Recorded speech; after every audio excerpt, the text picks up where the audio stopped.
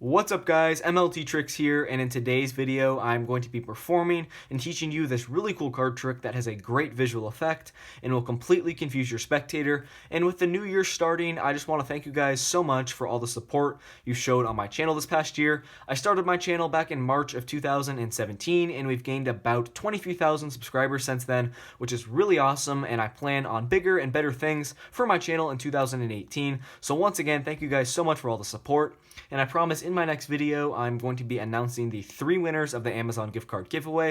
And if you have not entered this giveaway already, all you need to do is be subscribed, drop a like on this video, and comment something you like about my channel. So if you have not done that, make sure you do it. And anyways, let's get right into this performance. Okay, so I'm going to start off this trick by giving the cards some cuts, just like this, getting the deck mixed up, and I will even give the card some overhand shuffles, just like this. From here, I'm going to need my spectator to make a selection, and what they're going to do is they're going to touch the back of any one of the cards they want to, just like this. So let's say they touch this card right here, and instead of this card being their selection, what I'm going to do is I'm just going to turn the cards face up. We are going to spread to the very first face down card, and that will be my spectator selection. So keep in mind, my spectator could have touched the back of any one of the cards they wanted to, and in this case, their selection is the Ace of Clubs. So as you guys know, all the cards in the deck have their soulmates, and in this case, the soulmate to the Ace of Clubs would be the Ace of Spades. Check it out, all I need to do is snap my fingers over the deck. I'm going to spread out the cards like this, and as you guys can see, there's one face-up card in the deck, the Ace of Spades. But that was pretty good, but it wasn't great because, as you guys know, there are 4 aces in the deck. There are 2 other aces right now. So what I'm going to do from here is I'm just going to give the cards some shuffles, and I'm going to do my best to try and actually find these 2 aces. So I'm just going to give the cards a quick mix-up, just like this. And from here, all I need to do is go 1, 2, 3, toss the deck into my other hand, and as you guys can see here, I snagged 2 cards from the deck, and these aren't any 2 cards, these are the 2 other aces. So that is the card trick. I hope you guys like this one, and if you want to learn how to do it, make sure to stick around for the tutorial. Alright guys, so I really like this card trick because it does not require any gimmick cards, and it has a really powerful end effect on your spectator. And all you're going to need for this trick is a deck of cards, and you are going to separate any 4 of a kind you want. I like to use the aces for this trick, but it does not matter.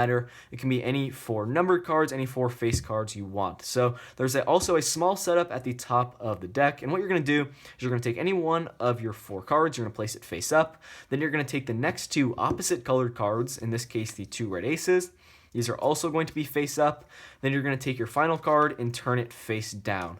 Once again, you're going to take one of your cards, it's going to be face up, the next 2 opposite colored cards also face up, and that final card face down. This is what you're going to do before you go up to your spectator, and from here, you're ready to go. So you're going to go up to your spectator, do any false cuts you guys want to, make it appear that you are mixing up the deck, but in reality, you are keeping your setup at the top. I would refrain from doing a riffle shuffle because you guys will see here, if you do a riffle shuffle, when you get to the top of the deck here, you do run the risk of flashing some of those face-up aces.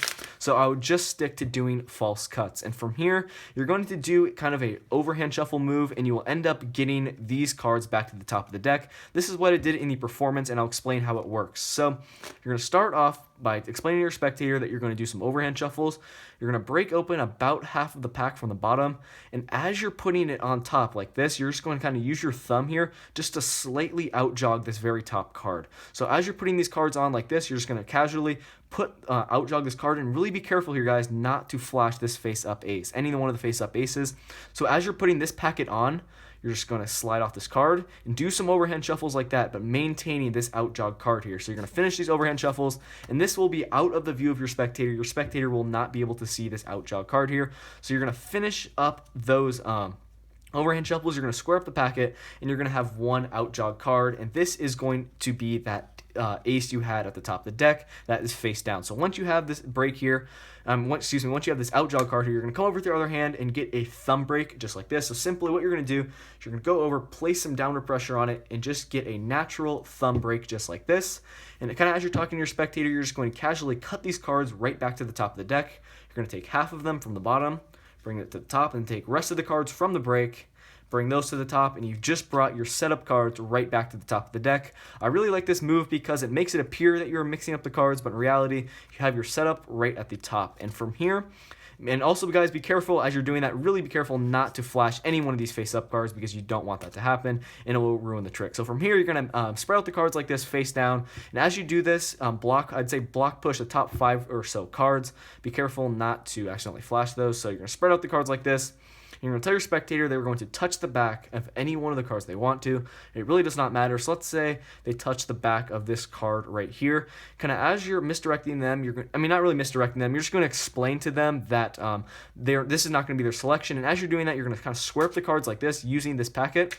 Simply going to square up the cards, and you're going to explain to them that you're going to turn this packet face up, and then the very first face down card you come to is going to be their selection. So you're going to do that. Be careful, you guys. Once again, make sure you don't flash. You're going to turn these cards face up like this, and you're going to spread out to that very first face down card. And what you guys are going to have here, you're going to have these 3 aces that were originally face up, and now the ace of spades that was that ace, the face down card at the beginning of the setup, is going to be now face up in the deck. And so this is going to be your spectator selection. You're going to spread through, okay, the very first face down card, that is going to be that ace of clubs there. So just put it face down right here. Be careful not to spread more cards farther because you will get to that face up ace. And from here, you're just going to take the face up cards, turn them face down like that, and from here, you're ready to move on. So you're going to explain to your spectator they could have touched the back of any one of the cards they wanted to, and you're going to go ahead and turn over the card that they selected, in this case, the ace of clubs, but this was part of the setup, so your spectator's obviously not going to know that. So you're going to tell your spectator, okay, you're basically going to be explaining to them the soulmate concept. So you're going to tell them that all the cards in the deck have their soulmates. If they don't know what it is, just explain to them that the soulmates are basically the opposite card that has the same value and same colored suit, and in this case that would be the ace of spades.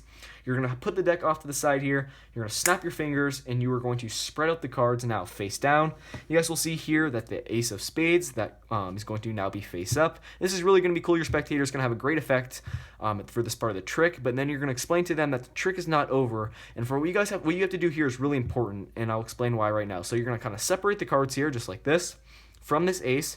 You're going to tell your spectator to hold on to this, and you have to keep watch of the cards that are to the left of it and the cards that are to the right. And you guys will see here that the cards that are to the right of that ace here, if you spread out the cards with your right hand, the cards that are to the right of the ace are going to be those 2 red aces. And you need to get these cards now to the bottom of the deck. And it's really simple how you guys are going to be able to do that. So you're going to have the cards, you're basically going to square up the cards kind of as you're talking to your spectator, and you're going to explain to them that the trick's not over. You have the cards that are to the left of that ace of spades. You're simply just going to bring these right to the top of this packet, just like so. And now what we've done there is you should have got those other 2 aces to the bottom of the deck. That's really simple, it just requires a little bit of practice. And also be careful if you spread out the deck with your left hand, just make sure you know where those 2 red aces are. You just need to get them to the bottom of the deck. And from here, you are going to explain to your spectator that you essentially need to find and locate these 2 cards.